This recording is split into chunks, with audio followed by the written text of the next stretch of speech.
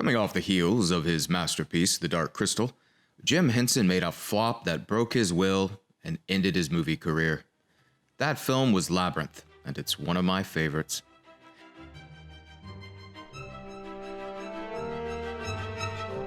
The movie starts with a girl in a park spouting half-remembered lines of a book at her confused dog, foreshadowing the climax of the movie and its protagonist's descent into madness. She's snotty to her mom. Then we see all the crap in her room, all of which shows up in the titular labyrinth, letting us know it didn't exist until the antagonist, Jareth, conjured it for her. You see, this is a story about a 13-year-old girl who has 13 hours to go from a bratty child to someone who can care for a baby.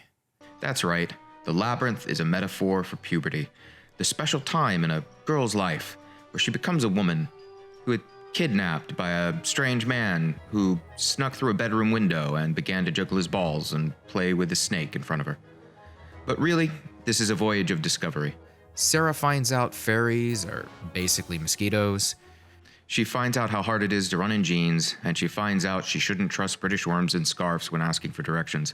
After she discovers boys pee standing up, she meets Bachelor number 1, the Toady, a beta male orbiter who's secretly in love with her, but is so passive he's probably happy just to be her friend. Yeah, Hoggle is Hoggle's friend. Dance magic, dance magic, dance magic, jump magic. She tries using makeup to mark her way.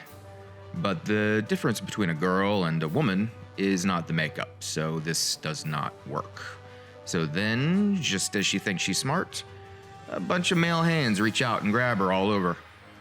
"What are you doing?" she asks. "We're helping," they say. They're helping hands. Then she chooses down.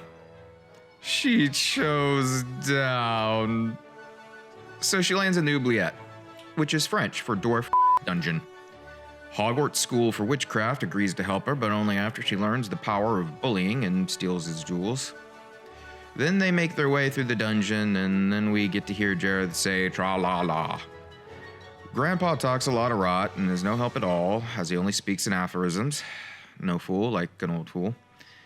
Then she meets Bachelor number 2, a big hairy monster. The hirsute horror represents the hypermasculine form. He's giant, he's hairy, he's loud, and his primal nature is everything intimidating about men. She intuits, however, that he's secretly gentle. No hurt, pretty lady. Remember where the wild things are. Then she meets the knight in shining armor, Bachelor number 3.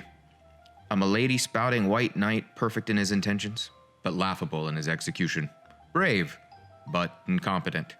She dubs him Sir Friendzone. So then Alice eats the mushroom and shrinks to fit inside a bubble. There she faces her greatest challenge yet, the embarrassment of being the only person at a masquerade ball without a mask. There, she lives every 80s girl's dream, to get high and dance in a fancy dress with a glam rock star while a bunch of weirdos watch. Then the bubble bursts and she meets Grandma. Grandma is no more help than Grandpa. She just wants Sarah to stay a little girl. Then she magically finds her friends. They fight a contraption, then there's a battle where things get hairy. Where things get rocky. Where things get sticky, slapsticky. Then she magically loses her friends. She tells them she's going on alone to confront the Goblin King, even though she has no idea if there are more goblins above. And they're like, "Well, should you need us, then we'd never get to you in time. I mean, did you see that armored goblin thing? They have machine guns, Sarah." So things get sketchy when she walks into an MC Etcher sketch. She looks into the camera and says, "Learn from me, kids," then jumps from a high ledge to what must be her certain death.